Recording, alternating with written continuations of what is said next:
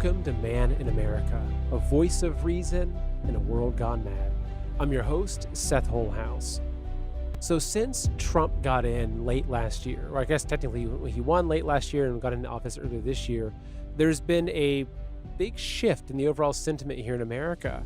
I'm not sure about you, but a year ago, we were still living under the Biden administration and watching Kamala gearing up to steal the election.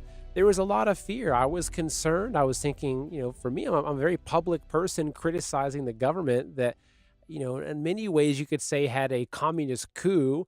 And we saw our own agencies being weaponized against us. People were being debanked. They're being targeted by the FBI. I mean, it was kind of a scary place to live.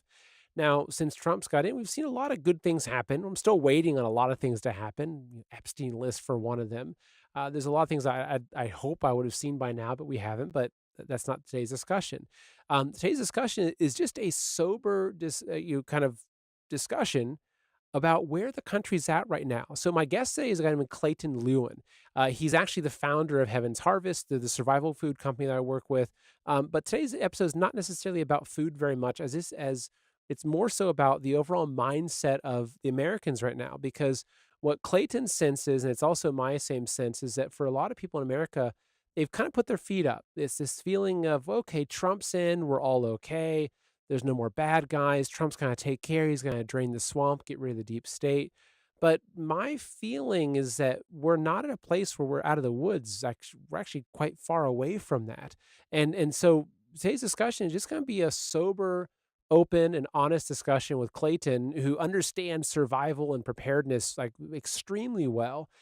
Just talking about where's the country at, where are the people at, what are the threats that our country is still facing, because I feel like it's my duty as someone that has an opportunity to speak to a lot of people and influence a lot of people in this country and really around the world, that I have to be vigilant and I have to stay aware of the important issues. And I do think that preparedness as a whole is something that we cannot relax on. We cannot just put our feet up and say, hey, we're fine now. Actually, I feel in a strange way that we're at more risk now than we were even a year ago.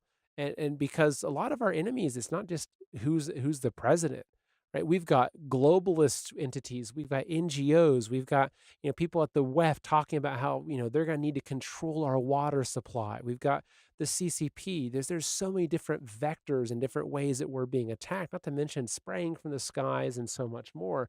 So this discussion with Clayton is just going to be that, just an open discussion about what's going on, how can we get through this as a country, and what's on the other side. Now, I did mention really quickly there, I mentioned spraying in the skies, just throwing a quick little promo. We launched a website, Make Skies Blue Again. It's really a movement. We're trying to get more people to be aware of geoengineering and the chemtrails. If you want to join this mission and wear one of these shirts around to try to raise awareness about this, open up conversations, get more of our fellow Americans focusing on what's happening in the sky and the fact that they're dumping aluminum and barium and all this on us, I recommend going and grabbing yourself a t-shirt. They're fun. They're sarcastic.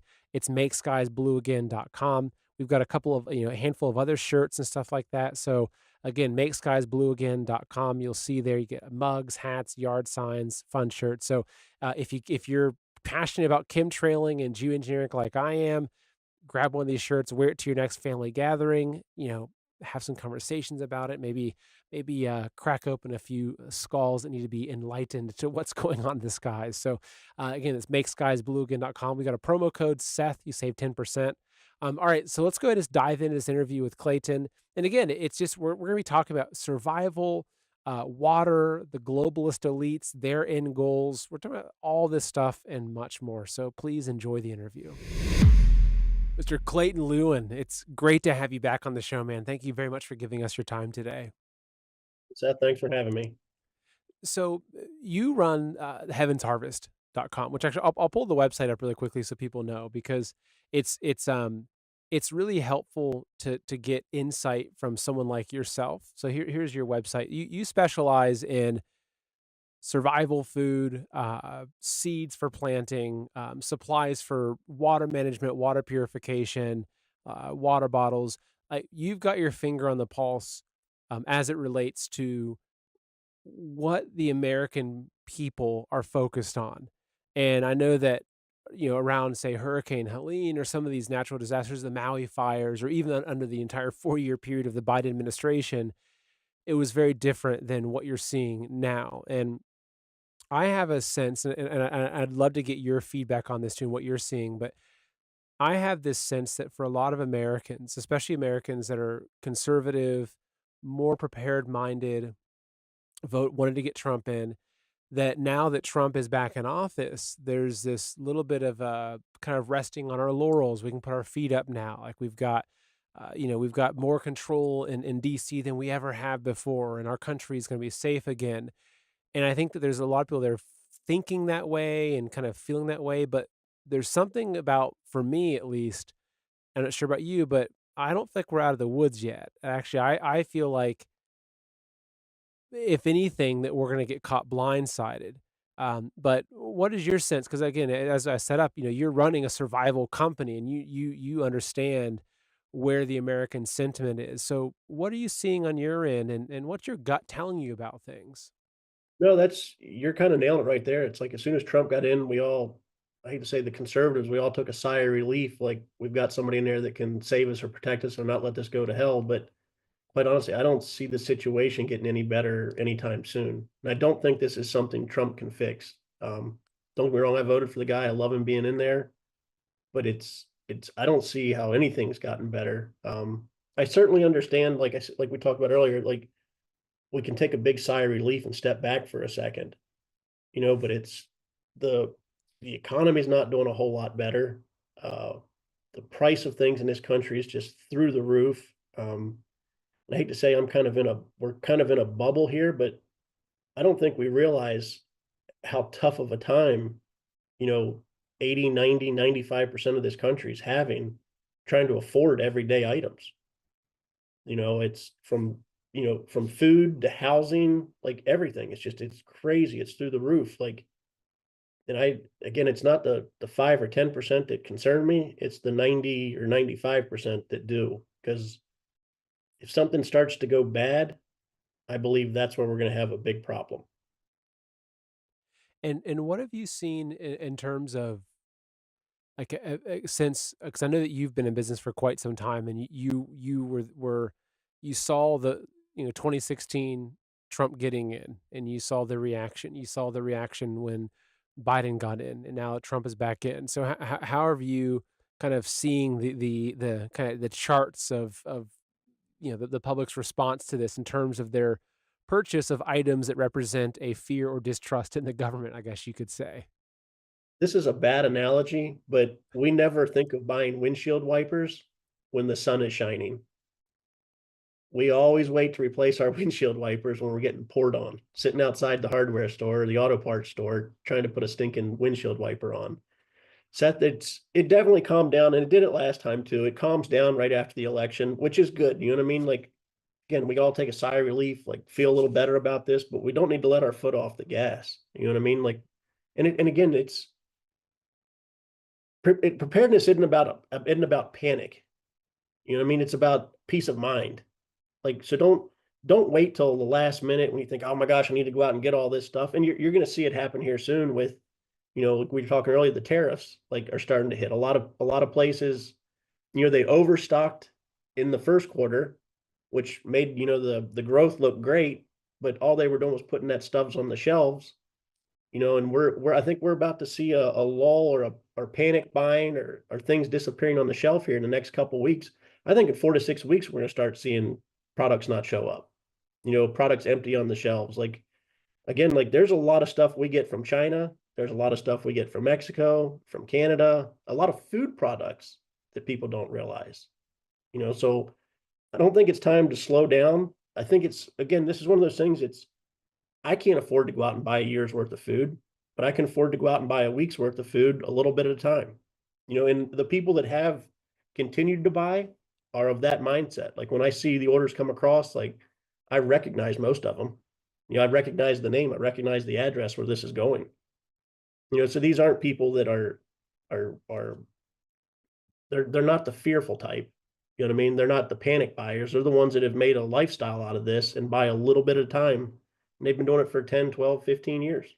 We've had, some of them been doing it for a year or two. But It's the ones, again, it's the 95 or 90% that concern me, that if something does happen or when it does happen, they're the ones that are going to empty the shelves out, be looting, that kind of stuff. So yeah, it definitely slows down, which you kind of expect, but you still have those people that are continuing this lifestyle, being prepared throughout the whole thing. And what is your overall gut feeling? I mean, do you share that sentiment and just like, okay, it's time to put our feet up and rest on our laurels a little bit, or do you have some sort of sense that we're not quite as safe and secure as the more mainstream folks might believe that we are? I don't I don't think we're any better off than we were. You know what I mean? Like I said, like the affordability crisis in this country, like that really concerns me. And it's turn off turn off the news, turn off the media, quit reading the paper, and really go dive into YouTube for a little while. Dive into TikTok. Like you see, like the younger generations are struggling right now. I mean, struggling to buy anything, to afford anything. They're struggling to live. We talked about mortgages earlier. Like it shocked me when you start hearing these stories, and I get it. You know what I mean? My car insurance went up. I haven't had any accidents. I haven't had any speeding tickets. Why is my car insurance doubling? Well, because it costs twice as much now to repair a vehicle as it did a couple years ago. My homeowner's insurance has gone up 30 or 40%. Why is my homeowner's insurance going up that much? Well, if I have to repair that house, it's 30 or 40% more to fix my house now. So a lot of these people with mortgages that could afford a $2,000 mortgage that was in their budget, they're already stressed now because they're paying more for their food. They're paying more for their insurances. Like they're paying more for everything. And now their escrow accounts are doubling because their insurance and then their property taxes have doubled over the last couple of years. Like that really concerns me. And I mean, we'll really get into it here. I don't want to, I think the baby boomers have really driven, and they're going to hate me for saying this. Here come the negative comments, but I mean, we've got a baby boomer generation that has sat on a lifetime of wealth, that have bought second homes, third homes, especially like where we're at. Like I've got a couple people here making, very good money that can't even afford a house where we live anymore. Can't afford to rent anything anymore. It's not just happening here, it's happening all over the country. But it's kind of like these baby boomers again have driven the prices up to being unaffordable for everybody else.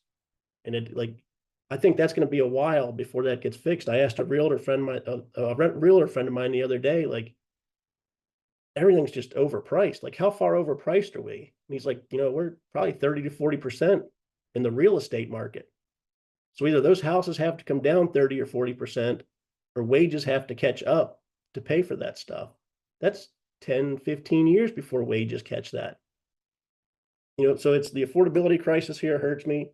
A recession, I think we're right on the cusp of a recession. I really do. Like, and I was thinking about this the other day, like Biden kind of weaponized the dollar, you know what I mean? To where we had the BRICS countries wanting to come out and, quit using the US dollar. It's like Biden weaponized the dollar and Trump is weaponizing tariffs, like, and we can see that with Brazil.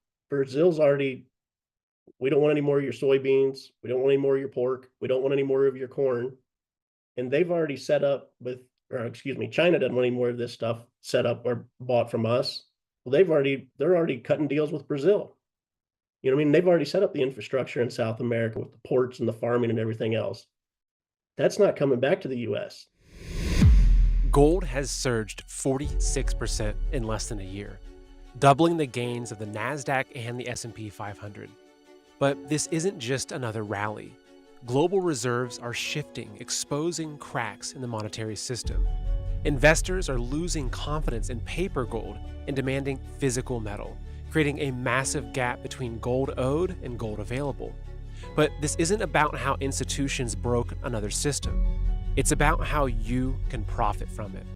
Right now, Noble Gold Investments has a limited supply of investment-grade gold bars and coins available. As banks scramble to fulfill their obligations, pushing gold prices higher, you can profit. Smart investors are already moving into physical gold. Noble Gold Investments makes it easy for you to do the same. And right now, when you make a qualified investment, Noble Gold will add a free 10th ounce gold coin to your order. Don't wait until it's too late. Visit goldwithseth.com or call 626-654-1906 now and turn their panic into your profit. Again, that's goldwithseth.com or 626-654-1906. You'll find that information in the description for the show as well. I think that's done. Like, that's over. Who are we gonna start selling our corn and soybeans to? And then, like, kind of the third thing with India and Pakistan, like that's another concern of mine. That's not getting a whole lot of attention right now, but we're kind of, the whole world's kind of already picking sides on that. And I feel like those are two countries that are both have nuclear weapons that really concern me. I'm more concerned with India and Pakistan having a nuclear weapon than I am with Russia. Like, I mean, that's just a gut feeling, but I'm concerned with what's going on over there. Oh, I mean, actually, I'll pull up a book. There's a book that I read a couple of years ago, by Peter Zeihan. I'm not sure if you're familiar with Peter Zeihan. He's a geopolitics expert. There's certain things that he believes that I kind of differ from him. However, he wrote this book called "The End of the World Is Just the Beginning." This is mapping the collapse of globalization, and this book is one of the most profound books I've ever read in terms of capturing what's happening geopolitically. And what he's explaining in this book is exactly where we're at right now. Like, he walks through in this book, like literally says mapping the collapse of globalization. He goes back in history thousands of years ago and maps out the growth of different civilizations and why did Egypt become so powerful? How did that relate to their access to the river? Even getting into when the windmills were invented, how windmills allowed farmers and civilizations to grind grain without needing a water source to do it because they had to use mills, right, to mill grain. When the windmill came out, you started to have civilizations kind of moving inland and away from these water sources because now they could use wind as a power source to grind their wheat, right? And so he gets into this. It's a really complex book, but he gets into kind of modern day America and looking at, especially, post World War II, how really that, World War II established a whole new order for how the world ran. The Bretton Woods Agreement, you had all these things coming after, post, World War II. But, one of the big things is that America, especially with our naval force, stabilized global trade, that you could have a tanker that was safely going from, Taiwan or China or a big cargo ship, whatever, transporting. But basically what he's saying in this book, who he's pointing to, is every single indicator is showing that globalization is dying. And I think that what Trump is doing with the tariffs is accelerating it. What Biden did with the dollar is accelerating it, right? Because this globalized world was able to exist with the dollar as the reserve currency. Like, it set up this neat little order that allowed things to exist. And it's okay, it makes sense for the American and our army and our naval force to protect the waters to ensure safe trade because that trade that was happening helped strengthen the dollar. There's all these different mechanisms that took us to where we are now. But what he details in this is that that's all ending, and it's that you think about like you're in manufacturing and distribution. Think about like how finite supply chains are, and how they're this chain link, but you might have 20 different links in this chain, and every single link is so weak where if oil goes up $10 a barrel, that one link gets stressed. And so right now, you go to the grocery store, or we try to source as much as we do locally, but we buy berries year round because my daughters like eating berries, and I'll look sometimes and you'll see it's like, oh, this was grown in Mexico and packaged somewhere else. Or a lot of our food is, say, it's grown in South America, it's shipped to China, and then it's packaged and processed in China, then shipped over back here to America where we buy it. And this whole system, I mean, even without Trump throwing all the tariff stuff at it, and without Biden weaponizing the dollar, this system is so fragile. But like where it's at now, uh, it's at a place where my sense is that it's on such shaky ground, and I really do think that there's this discussion of like the new world order or the Great Reset, and these things are coming, and that's, I think that one perspective that I have is that the idea of a Great Reset or whatever, that these ideas weren't invented by the so-called elites. I think these are cycles and patterns that just happen. It's just part of history, and they're trying to seize. They're trying to take control of the fact that there's this reset coming. They want to be the ones coming out on top. But I do think that fundamentally, though, that whatever Trump does, like we're over 100 days in, and a lot of the things that we'd hoped would happen, like getting rid of the IRS, releasing the Epstein list, like high profile arrests, filling up Guantanamo Bay with treasonous politicians, like none of this stuff has happened.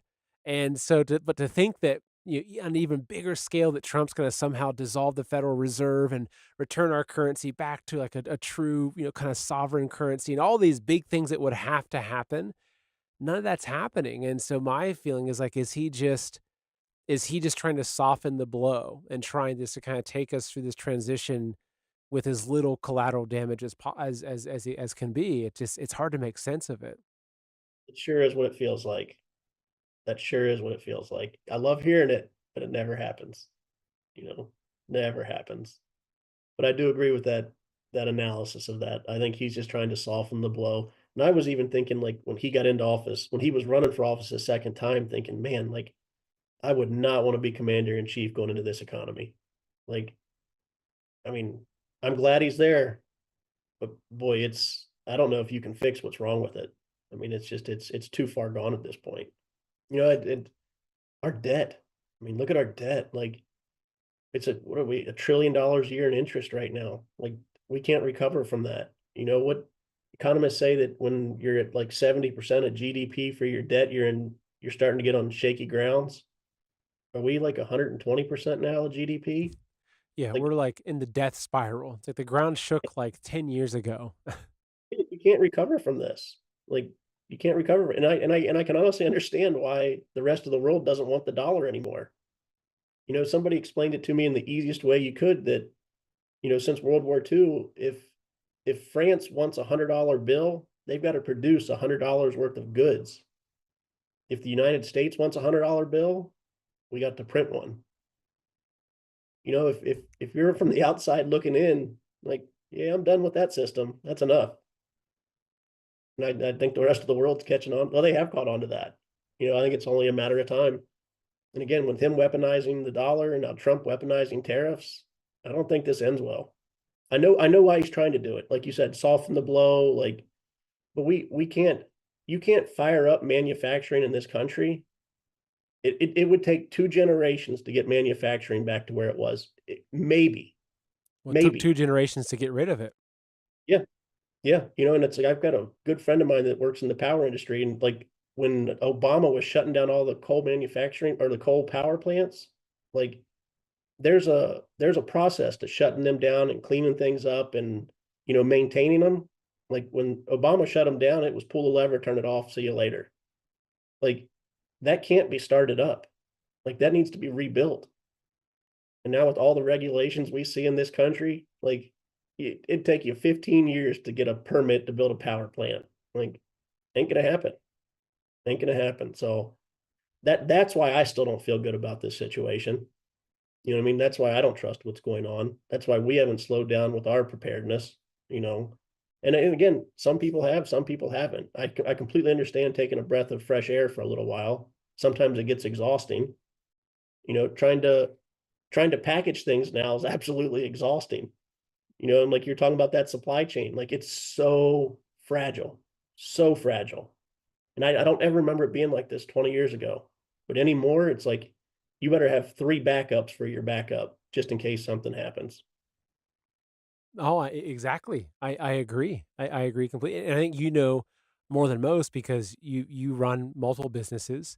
You're in, you have to, whether it's your food buckets or number 10 cans or, fencing material or whatever it is, you're having to order these things, like, you're not manufacturing your food buckets. I'm guessing that you're getting those from some sort of third party supplier, right? And and Seth, trying to find stuff made in this country, like, it's next to impossible anymore. Next to impossible. You know, just this morning, I was trying to buy a new forklift for the warehouse. Like, and the salesman told me, he's like, man, he's like, we don't have any of these in stock, and you're not going to want to buy one next month once these tariffs hit. Like, all right, who makes one in the country? Like, well, you might be able to find one, but good, most of the parts are going to be made somewhere else. If anything, it's going to be assembled here. But like, we don't even make a forklift anymore. Yeah, it's Like, crazy. Yeah. it's, it's insane. It's insane. You don't realize, like, we don't realize how fragile this system is. I mean, I think we're about to figure it out, though. I think we're about to learn. Like I said, I think we're going to, in 4 to 6 weeks, maybe 8 weeks, you're going to start seeing the empty shelves, and you're going to start seeing the products that are imported from China. Everybody knows this. Go to Walmart and turn packages over and see where it's made. So it's going to hurt. It's going to hurt before it feels better. I can promise you that. Yeah, even looking around my studio, I've got so much technology sitting in front of me. I've got probably 15 different monitors and sound equipment and video equipment. And, my guess is probably 90% of stuff is made in China. And it's like, I would love to not buy it. Like, but like, if I can get American made, I always will choose American made, even if it's 5, 10, 20% more in some instances. But like some of these things, like they don't even make them in America. And you're right, because like if someone came to you and say, "Hey, Clayton, I want you to set up a new factory. We're gonna have you manufacturing microchips." And so you need to build out a factory line, and you need to hire 100 different kind of line workers and 20 engineers and all this. Like it would take you years to put that together and to build a team and to do that. I mean, it's like I said, like, as you mentioned too, it's taken us a couple generations to get to where we are, and it's not gonna be something where, like, the magical Trump snaps his fingers and we have this golden age where everyone is just it's like, "Wow, it's 1950s again," and, like, a man working a job as as a painter or an auto mechanic can afford to buy a small house for his family and have a stay-at-home wife. It's like we're so, so far away from that. I mean, that it's unfathomable how far away we've gotten from that. It is. I read something the other day. Like, in 2020, a $65,000 a year income would buy the average house. Now it takes like 170,000 a year to buy the average house. Like, we're not going back there. Or if we do, there's a huge correction coming. Huge. And that's the So, thing, and that's what I mean, I agree with that. And actually, even I was recently listening to, Tucker interview this woman named Catherine Austin Fitts. I'm not sure if you come across her or not. I've been trying to get her on the show for, like, 3 years. Like, I'll find I'm convinced eventually I will be able. She's been the hardest person to get on the show. But, they're both talking, and she's done a lot of very high level work in the government and finance, financial sector and everything.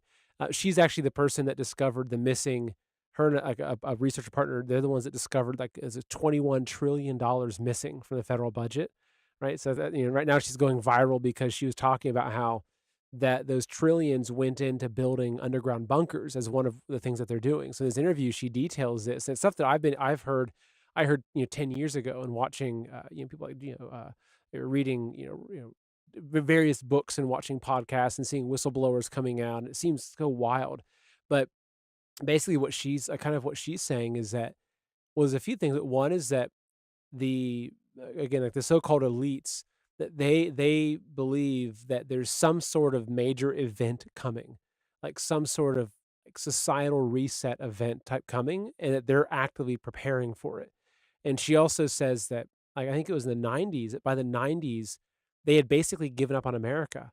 That they saw where things were going, and they said that there's kinda no hope, and that they're basically just working on building their own bunkers, their own ways that they can survive. But, one thing that they did say in that interview they both agreed with is that basically there's no and to kind of simplify it, there's no way of fixing America without completely resetting the country. Like, something significant has to happen. Like, where our it's like you have a cancer patient that's got stage 4 cancer in the bones, in the brain, like everything. And that's our country. Like that's the corruption and the bloat of our country, that there has to be some sort of significant reset to get us back to like a new baseline. Yeah, I agree with that 100%. Like, but here's the concerning part about that. Like, every generation before the last couple wanted to fight for the country. Listen to the new generation. They're over it. They're done. They've had enough. They can't afford a house. They've been told if they went and got a college education, they could buy a 4 bedroom, 2 bath house in a little neighborhood with a new car. You know, they can't do that anymore. They've given up on the country. Like, Seth, I'm telling you, it has shocked me the last 6 months, like listening to these younger generations talk about how they feel about, and I'm not talking like, and I know we're all gonna say, oh, they're just complaining, they're whiners, like it's legitimate complaints.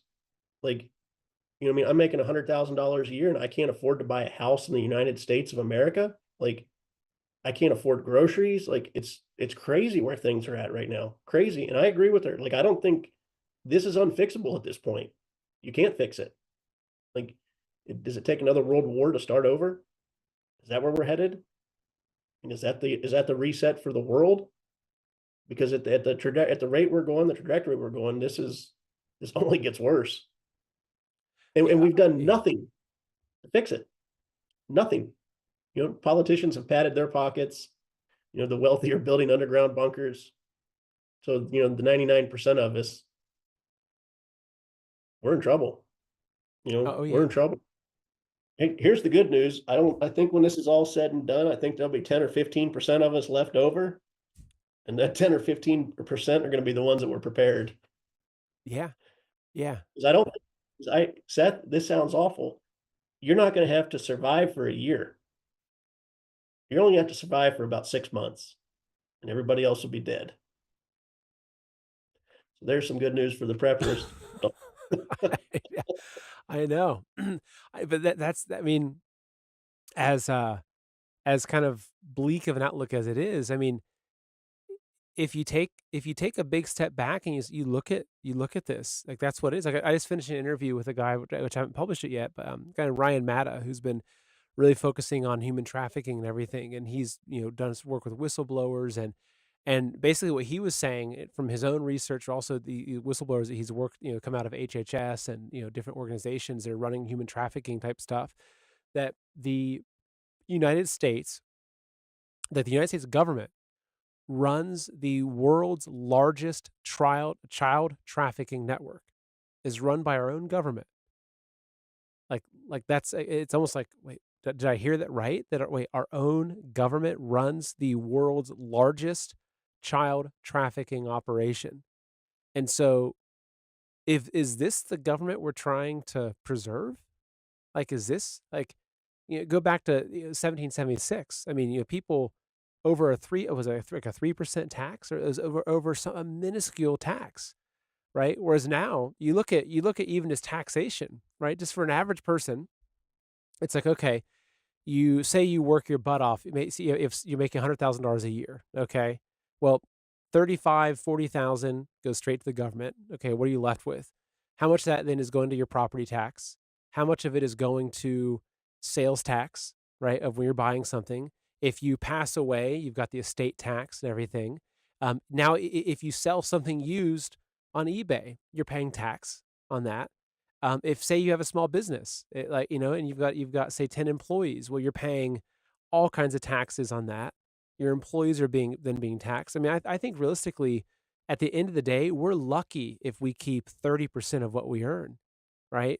After property taxes and all, like, we're living in basically a communist, maybe you can call it socialist, but we're living in like, this is not the land of the free anymore. This is the land of the taxed and the enslaved people that have been given their bread and circuses and their phone, video games on the phone, and their internet gambling and all the things that we've been given to distract us from the fact that we're living in a cage. Like, we don't have freedom here in America. It's and then that's the grand illusion. Like, that's what they've done, is they've convinced us that we're the most free in the world, but we're not. Like, we're not even close to it. Not at all. And look, and talking about what we're being taxed right there. and look how far we're in debt. Look at our infrastructure. Look at our airports. Like, it's falling apart. I hate to say garbage because I don't ever want to call my country garbage, but I mean, drive across the country and stop in the major cities. Like, they're falling apart. Our roads are deteriorating. Our bridge. Hey, the first time I've ever seen this, I just came back from Indiana, and like I've seen us repair bridges.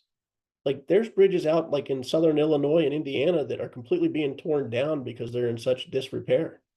Like, this is where we're at. And I'm like sitting here thinking, how much does it cost to tear a bridge down and completely rebuild it? And how many of them need to be done across this country? And we're already 36 trillion in debt. Like, how much longer can we sell that debt before anybody even doesn't want to touch it anymore? Like, I'd be a little hesitant to buy America's debt right now. And, but I don't know. Talking of taxes, I read something the other day, and I've never thought about this, but I'm sure you've heard everybody complaining about like getting taxed on unrealized gains and this and that. And it the article I was reading was talking about our property taxes. We get taxed on unrealized gains every year.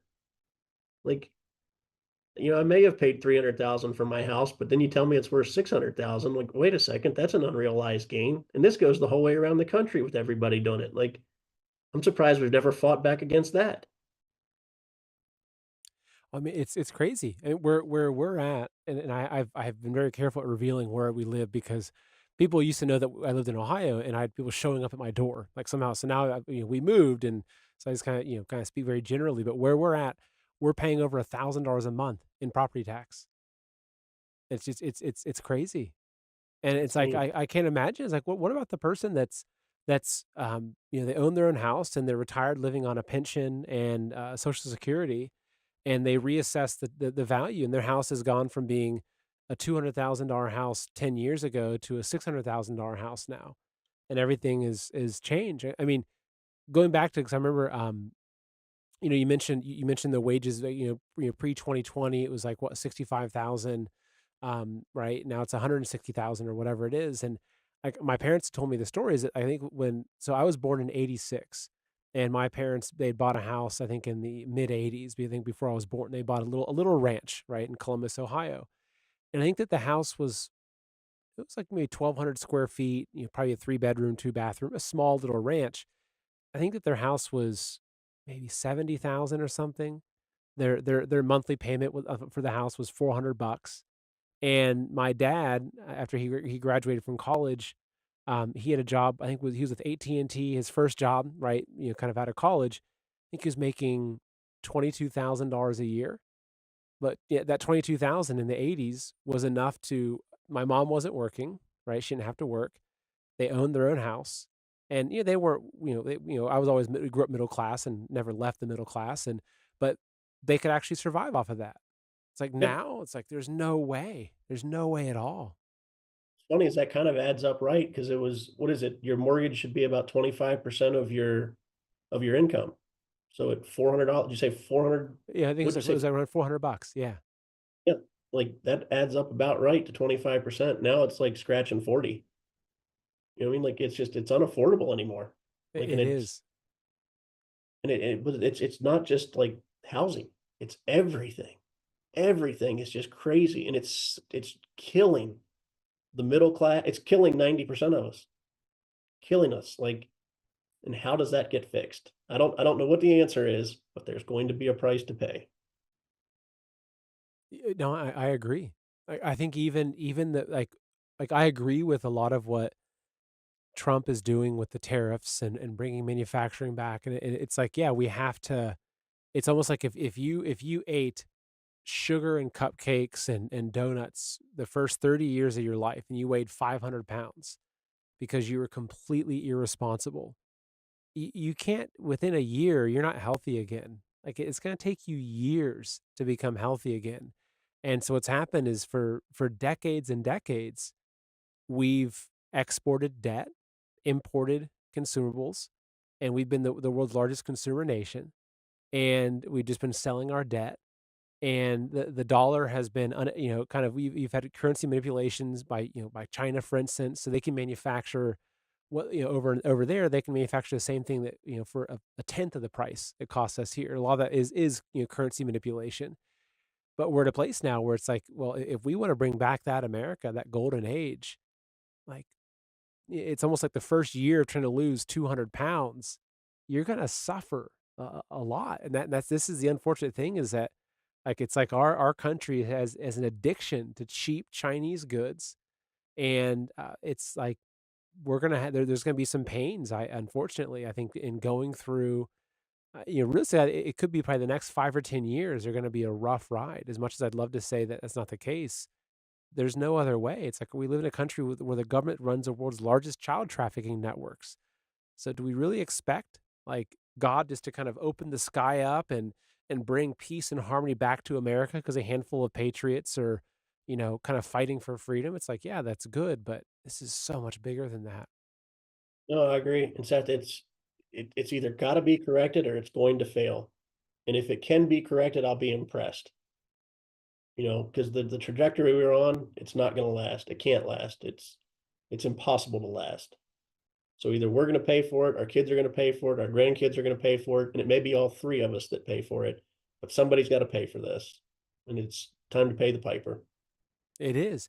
Well, the other thing too is that now I'll pull up. I've got a few different videos to show, but for people that have been watching the WEF and everyone's all excited. Oh, Klaus Schwab has stepped down. It's like, well, yeah, no. Now the interim chairman is a guy that I think was running Nestle. Actually, there's a short video. This is from MJ Truth over on X. He says the new WEF interim chairman believes you don't have any rights to wash your car or fill your pond.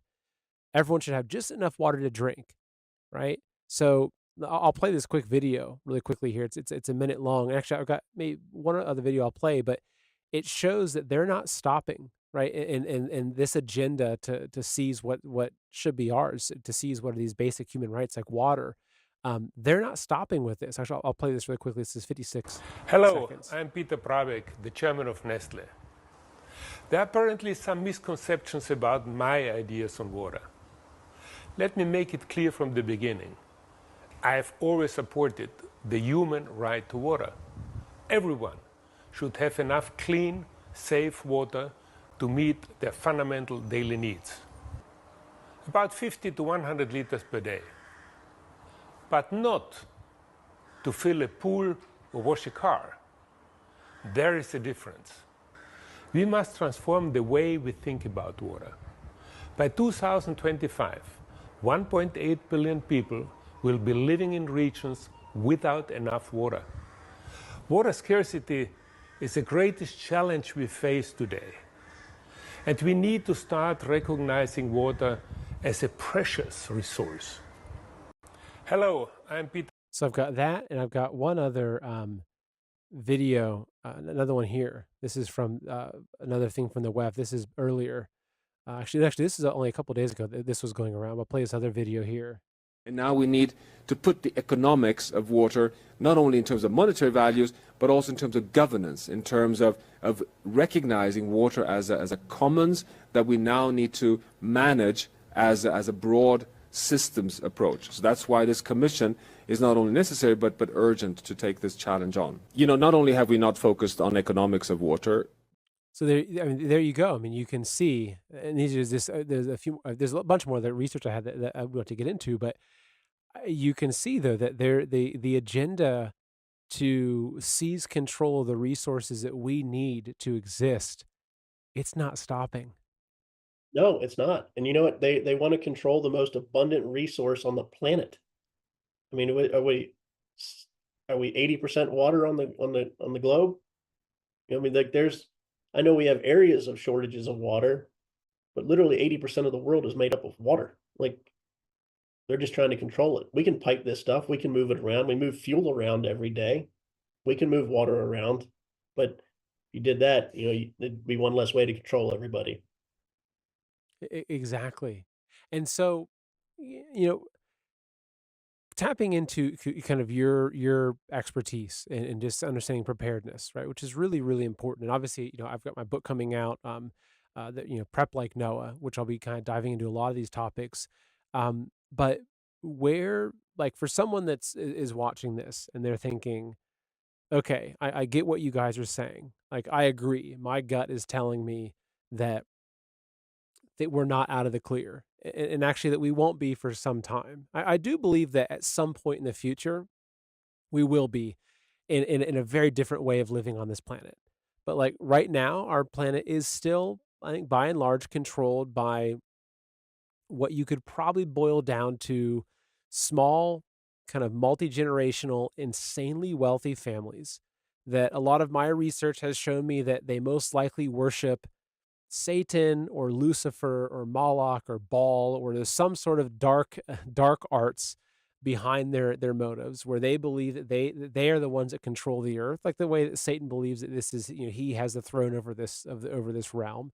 And these are, people that don't want us here, right? That they want to limit our population. They want only 10% of us here. And so, I think a lot of people, they still sense that these dark forces are controlling things and are trying to drive us into a situation where we need to, whether it's for access to water or food or our currency, which has been digitized, that they're still moving forward with this plan. But for someone that's watching this and thinking, okay, I want to be more prepared, yet like I'm struggling right now to, cover rent, and we have a new AC unit we have to buy or whatever it is. What are some of the tips that you have for people, like in terms of preparedness? And you mentioned that you haven't stopped preparing. So what are the things that you're focused on right now that people would be perhaps overlooking, or maybe too overwhelmed to look at rationally?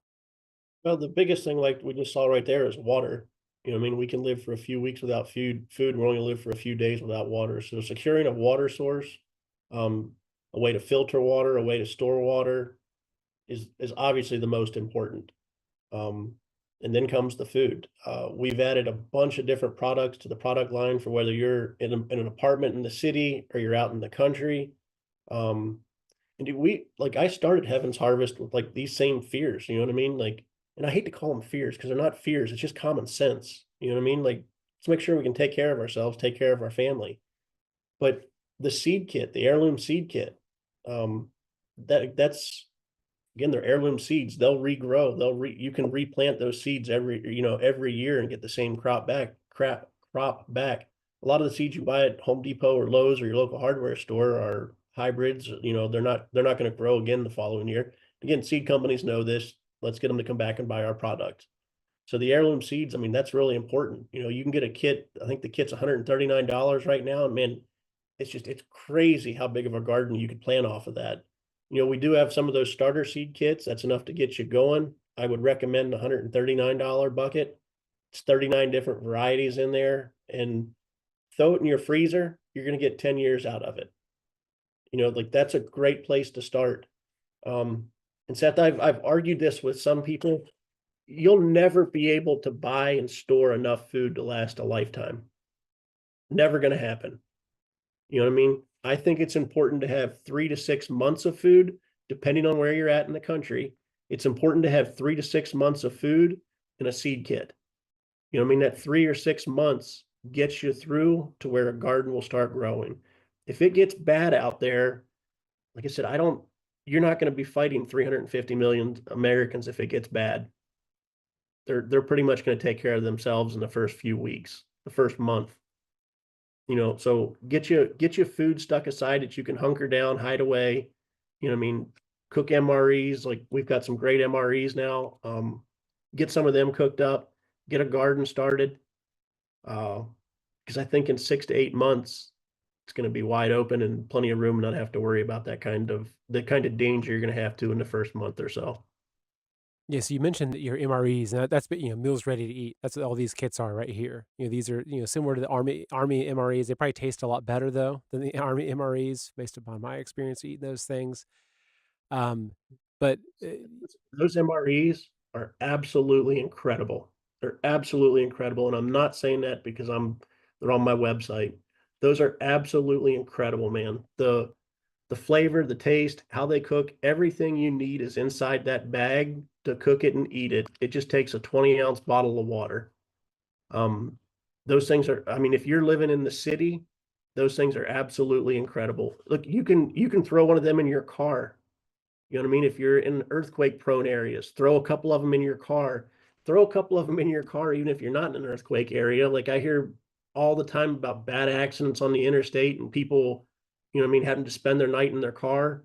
A few of them in your trunk, there's a meal for your kids to get you through the night. Like if you're going backpacking or hunting or anything like that, that's the coolest thing I've seen in a long time. So it's definitely worth checking them out.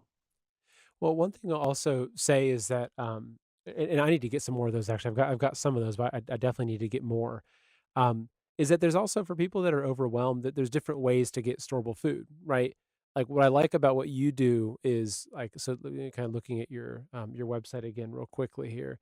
So say you want to get a like a 1 week kit, for instance, or a 3 week kit or a 6 week kit. So these are great.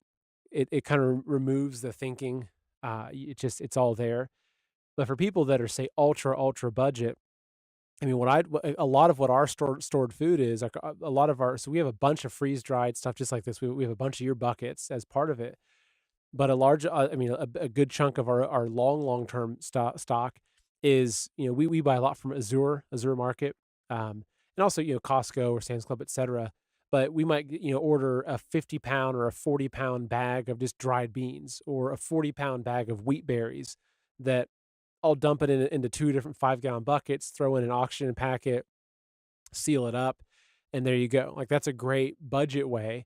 However, there's limited things. 'Cause, we have a freeze dryer, we have a harvest right, freeze dryer, and so we freeze dry food as well. But the one thing with the buckets, like what I mentioned, is that um, great for storing raw calories. Like in my research, probably the cheapest calorie, per or kind of cheapest amount, like cost per calorie. But there's only so much you can do with a 5 gallon bucket of dried pinto beans, right? Like it's a good base to have, but there's also you're not going to have a lot of the accessories, also even the convenience of having pre-thought out meals. Like it's one thing, yeah, okay, you have that, you can then do big bean soups and whatnot.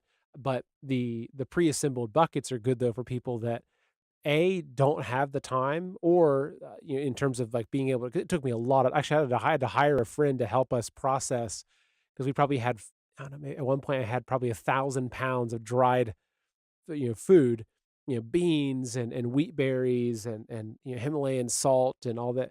Actually, probably more. Actually, I think it was probably about 2,000 pounds at one point that I had to then process and put it into various 5 gallon buckets and seal it and that whole process. And then we had I think even milk. I think we at one point we had about 500 pounds of dried milk, just organic, powdered whole milk that we had to then take and put it into individual mylar bags with oxygen packets and seal it up. And so there's a lot of work involved in that.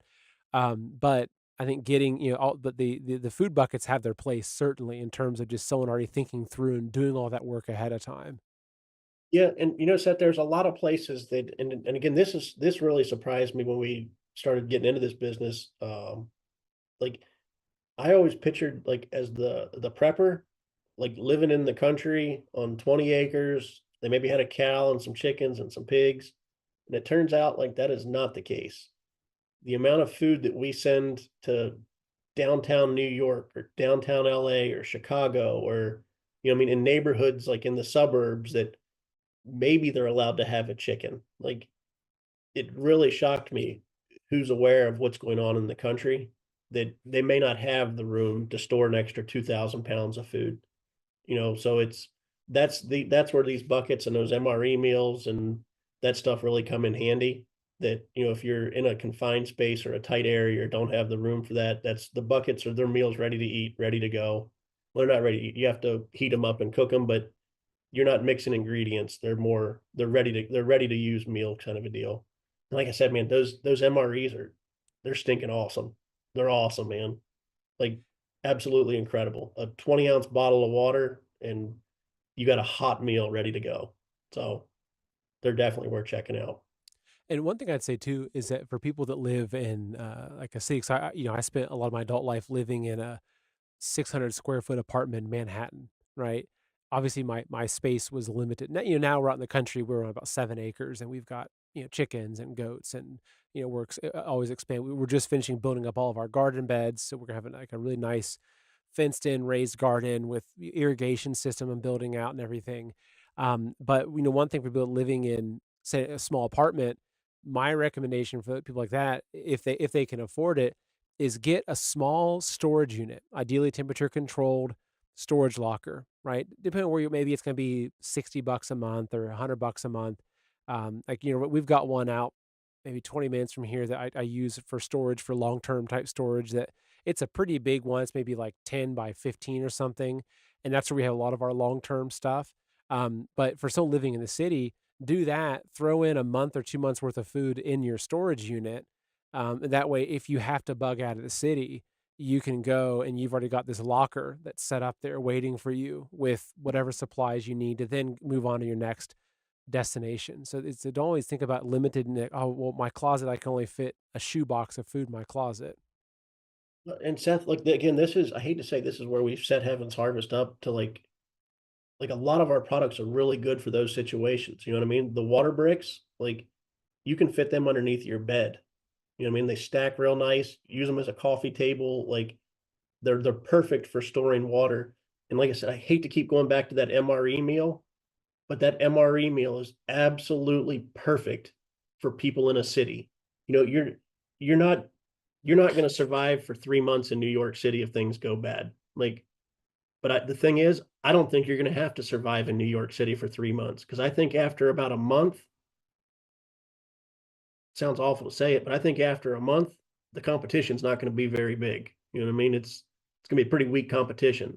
So if you can hunker away in your apartment, and obviously there's no electricity, no way to heat water, those MRE bags have a way inside there to heat water. You can stick water bricks underneath your bed. Like, I think you could easily fit enough in a 600 square foot apartment to last 6 to 8 weeks till things calm down. In the same way, if you're in the suburbs, you know what I mean? Like, you don't want to be out running around if things get bad. You want to be able to hunker down and take care of yourself. And I hate to say it, like, we worked with a survivalist once, and he kept wanting to take me out into the woods and show me how to survive. I kept thinking, dude, if you take me out, and if I take my wife into the woods, like, I'm not going to have to worry about surviving because she's going to kill me. Like, I want to know how to do this in my house with things in my house. I want to sleep in my bed. You know what I mean? I want to shut the doors, pull the blinds, and let's figure out how to cook meals inside here and take care of ourselves inside the house. So again, a lot of the products on that website were designed for that purpose, because very few of us have 50 acres out in the middle of nowhere where we're going to be okay going out running around and farming and growing a garden and all that. So if we can get through the first 3 to 6 months, I think we're perfect. And one thing I'd also say, just in terms of buying the seeds, is that I would recommend anybody I think everyone should have a seed kit. Even if you live in an apartment and you can't even grow it, as a barter item or just as a backup, have a seed kit. Like you said, throw it in your freezer or throw it someplace kind of cool, like the back of your basement where it's kind of cool. It's obviously it's going to be sealed from moisture. But the other thing is that if you haven't gardened, I'd say start now. Like, start this season right now. Like, we're coming up on Mother's Day. This is the time that you want to you start planting. Figure it out, because if you've never grown anything and you're thinking that you've got a bucket of seeds and that the first year you're going to feed your whole family off of that, it's like you've got a pretty harsh reality check coming your way. People ask me all the time how, like, I need help gardening, and look, I'm not perfect at it. You know what I mean? There's a couple guys down the road here that have gardens I think they're just showing off with, but I'm not perfect at it. But everybody always asks me, like, how hard are these heirloom seeds? I went out to the garden the other day. We don't plant here before Mother's Day because there's always a chance of a frost, so I hate to say, we put manure in the garden this year, didn't pay much attention to it. And I went over to it for the first time yesterday, and I've got tomatoes that tall. The squash has come back. Like, I haven't even put a seed in the ground yet, and these heirloom seeds are sprouting from last year. And I was kind of like, man, like, I just got rid of most of my work for the season. I'm good to go. But half the garden's already sprouted and 6 inches tall. The squash are, big and bushy. Like, this gardening thing's pretty easy. That's the thing, is that like what you read? What's that? That's the beauty of heirlooms. Just throw a tomato in there; it'll grow back next year. Well, that's the amazing thing, is that for all the scarcity they've told us that we have, like, you look at like how God designed things, it's like we're supposed to have abundance. You Yep. look at what a handful of seeds over a couple of seasons could eventually be feeding a whole village. If you know how to save your seeds and replant them, and even look at a single ear of corn. Look at a single ear of corn that you can easily sit down and eat. There's probably what 500 kernels on that piece of corn that you just chomp down. You know how to save that for next year. You've now got 500 corn plants, each of them giving you 2, 3, 4, 5 years of corn. Like, so that's the thing, is that there is abundance. It's just that they've restricted so much. They've created this world where we feel like that we're always in this fight or flight where there's so much lacking. Now they're trying to do the same thing with water. You know what I mean? Exactly. Like, the most abundant resource on the planet, they're gonna tell us we're scarce on it. Like, how do we control this? So, Exactly. Actually, they I actually recently bought a couple of your water bottles. I'll pull those up really quickly. So one of these ones right here, these Ultra Presses. So walk us through it, because this is actually really impressive. Actually, it's a friend of mine that was, I gave one to him, and because he was traveling around the world, he was in Mexico, and he's in different places, and he found that he could just use this water bottle and just take tap water from any country he was traveling in. Like, whereas first time I went to Hong Kong, I drank tap water like an idiot, got like very, very sick. First time in Ecuador, I did the same thing. I didn't learn my lesson, was like violently ill drinking tap water in Ecuador, which is not smart, I know. But to walk us through how this works. And that's that water bottle right there. Actually, a survivalist guy, that the guy that drug me out into the woods, insisted upon we carry this bottle on our website, and it's one of the better things we've ever put on there. That's a really high-end water bottle. Right? It's not, it's really high quality water bottle. That right there could save your life. It will save your life. You can filter water out of a stream, out of a tap, out of your pool, out of anything you want. But basically, for the picture you're looking at right there, you fill the thing up, you fill it up on the left, the green container gets filled about 3/4 of the way up. There's a line in there to tell you how much to fill it. And then you take the part on the right, you push it down on top, and it's a slow push, you know what I mean? Because when you're pushing it down, you're actually filtering the It's like a water. French press. You make Like French press coffee. Yep, yep. And it'll fill the container up on the right and give you fresh, clean drinking water. I have taken those things whenever we as a family, we like to hike. And we'll hike in Yellowstone a few times a year. We'll hike the Appalachians. I no longer carry water bottles. I give each of the kids one of them, and we're good to go for weeks on end. And again, the filter, it's a good filter, and it depends on the water you're filtering. You know what I mean? You don't want to go down to the mud puddle, kick the mud up, and then try and filter it. Like, let the dirt and dust and everything settle. The cleaner the water is you filter, the longer that filter will last. We get several hundred gallons of water out of one of those filters. But back to what we were saying in the beginning, like, the water is extremely important. Extremely important. I mean, you're only gonna last a couple days without fresh water. And if you drink bad water, you're gonna last less than that. So having that filter bottle is extremely important. But Seth, this is what you're talking about. This isn't, and I know times are tight. Like, I get that. Like, I understand that. And I don't go out and do all this tomorrow, but get you a water bottle. Next week, instead of going out to dinner, get you a seed kit. The following week, instead of going to the movies, like, start buying a couple of those MREs, a little bit at a time. Stick them under your bed. This little bit of preparation could save your life, could save your family's life. And you won't realize it until you have this stuff, the peace of mind that it gives you. And I first felt that in Florida when we got into this business. I had bought stuff off of another radio host at one point, and when I got the food, I was like, man, this is garbage. Like, they told me it was a year's worth of food. It ended up only being about 3 months. I thought, I'm gonna start Heaven's Harvest. Like, let's be honest about what we're getting here, because if you need this stuff, you're thinking you got a year and you've got 3 months, you're in trouble, But like, I started this business and took some of this stuff home, and we had a hurricane coming through, and like, I remember sitting there, like, you could look around in the traffic and see the panic in everybody's eyes. You could see like jugs of water, like, in the backs of their cars. You could see plywood in the backs of their cars. Like, and I remember like calling my wife, telling her, hey, fill up the water bricks and throw them under the bed. And I was done. You know what I mean? Like, there was no running around trying to find stuff, trying to find water, trying to buy milk and eggs. Like, I already had it all. It was at the house. We're good to go. Like, let's worry about taking care of ourselves and not worry about the food or the water situation. So the peace of mind this will give you, I promise you, it's well worth it. we pay for all kinds of stupid insurance every day. One insurance we don't have is food or water insurance. This is your food and water insurance. And the way we've got it packaged, you buy it one time, it's going to last it'll last 25 years. So you pay for it once, you're good for a long time. And I'm glad that you mentioned insurance, because that's how I look at this stuff too. That's how, I mean, to me, that's what silver, right? Like I always keep this on my desk. It's 10-ounce little bar of silver here. To me, this is insurance. Like it's not an investment. It's not something that I'm playing the stock market or crypto and looking for a high return. It's insurance. It is like if I can't log onto my bank app on my phone or go to the ATM and withdraw money, or if the dollar, it takes a wheelbarrow full of dollars to go buy some chicken, which happens in Venezuela or areas in Africa when currencies collapse. Like this, it's insurance. Like that's the thing. Is like you're right. How much money are we paying in towards health insurance? Like a lot of families are paying $1,000-$2,000 a month in health insurance, right? Which okay, that's good. Though we just have like an emergency health insurance, right? It's very minimal, but that's what it is. It's insurance. So having food, having the ability to clean water, to purify it, to collect it.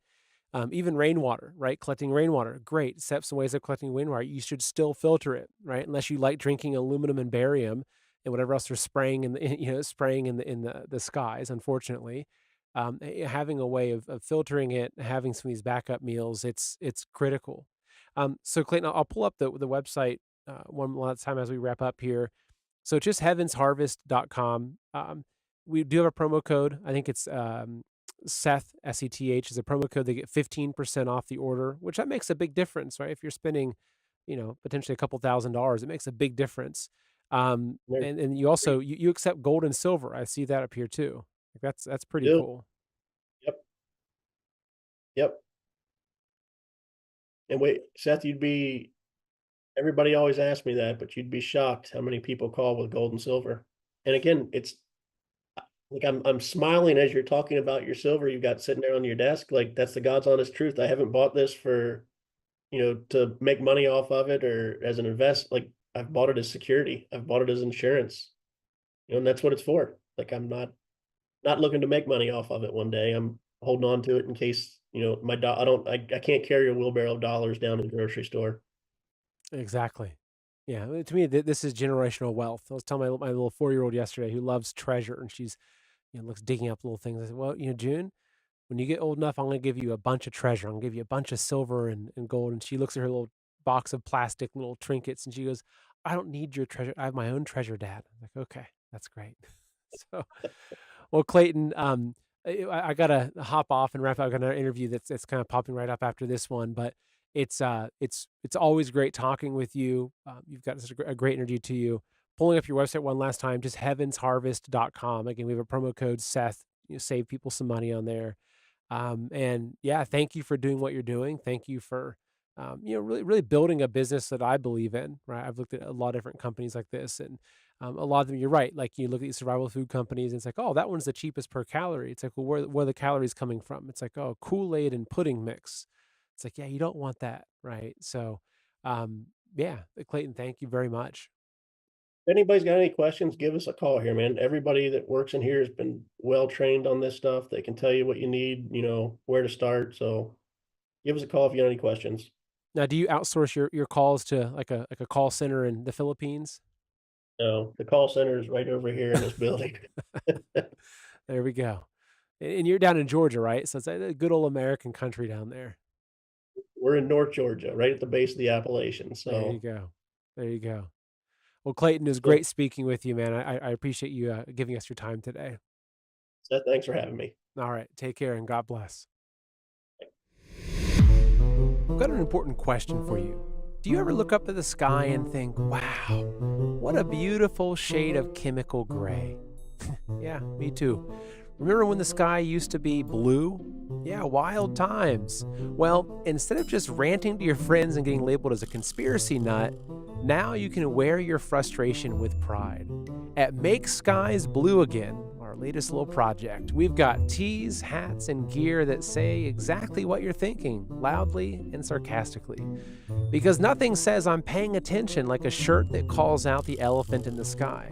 Plus, they're super soft and look awesome, even when the sun's hidden behind a giant wall of aluminum and barium and whatever else it is. So if you're tired of pretending that this is all fine, go to makeskiesblueagain.com right now and grab yours. That's makeskiesblueagain.com, because awareness